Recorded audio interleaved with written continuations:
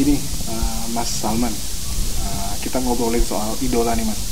Jadi sekarang ini kita lihat banyak orang yang galau, bingung dalam memilih idola, sehingga mereka bingung mau ngapain untuk menjadikan panutan mereka hidup. Menurut Mas Salman itu apa sih makna idola? Idola ini sepengetahuan saya adalah teladan ya. Kalau kita salah idola, salah jalan ya, macam rambu-rambu ya.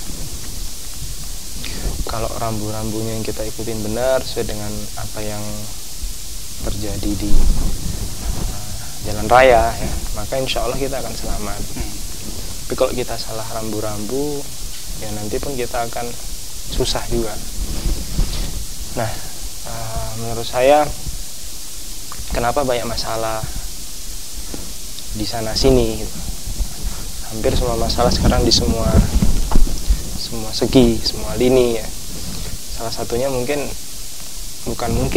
salah satunya penyebabnya adalah mereka salah mengambil tindakan yang notabene ya salah idola itu tadi ya. Dan saya juga pernah mengalami proses yang sama dulu sebelum belajar agama ya, banyak masalah karena salah milih idola. Salah satunya apa dulu idola saya Kurt Cobain. Penyanyinya Nirvana. Kenapa itu? Smell Like Teen Spirit. Komas Yuar.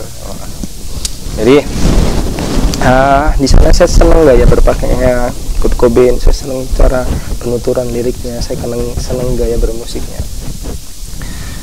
Kemudian saya tahun 2004 mulai belajar agama sedikit-sedikit lah. Yang kata Ustadz saya, agama ini jalur langit, jalur cepat. Kalau dari Jogja ke Jakarta naik pesawat bisa 1 jam lah, tapi kalau naik bus, naik kereta bisa 10-12 jam. Nah, agamanya jalur langit, jalur cepat kita untuk sukses dunia akhirat. Nah, saya dulu punya idola itu Kurt Cobain, terus John Denver ya, yang di situ ada lagu yang populer ya, John Denver, I'm living on a jet plane and I don't know be back again, oh babe I have to go. Dia matinya pas naik pesawat jet juga sebagaimana lirik syair yang dia ceritakan. Terus ada satu lagunya Cobain juga, I hate myself and want to die. Dan itu terjadi. Dan kalau kita amati semua penyanyi-penyanyi bintang film yang kok kisah hidupnya sendu-sendu terus, iya dia waktu itu ngomong seperti itu, bertutur kata seperti itu, dan itu berlaku aturan Allah, akan terjadi. Dan itu repetition terus diulang-ulang sehingga terjadilah kenyataan yang dia tuturkan, yang dia aktingkan, yang dia lirikan. Dan itu saya amati gitu. Wah, berarti saya pun mulai berubah dalam menulis syair penuturan kata-kata yang keluar dari karya seni kita, dari lisan kita, ini akan mencerminkan, berbuah karakter kehidupan kita. Tadi nyebut-nyebut soal manual book sama guidebook gitu mas. Jadi pembacaan terhadap manual book dan guidebook itu siapa yang berhak diibadahi? Siapa yang berhak diidolakan itu mas? Jadi pembaca itu. Kenapa sih? Ya, Allah SWT kan maha kasih sayang dan gak biarin kita bingung. Secinta-cintanya orang sama kita gak akan dia tulis surat sebanyak 30 juz, 114 surat, 6.600 sekian ayat, 6.000 ayat lebih. Secinta-cintanya orang sama kita, dia tulis surat 10 lembar, 20 lembar dah kehabisan ide dia mungkin.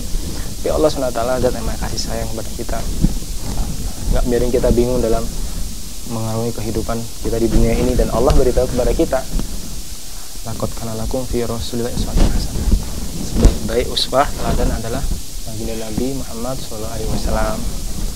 Dan Allah pun perintahkan juga dalam Quran, ya alladzina amanu ya alladzina amanu kama amana nas, orang beriman berimanlah kamu sebagaimana para manusia. Nah, di sini ulama beritahu adalah para sahabat. Dan para sahabat ini seperti kita.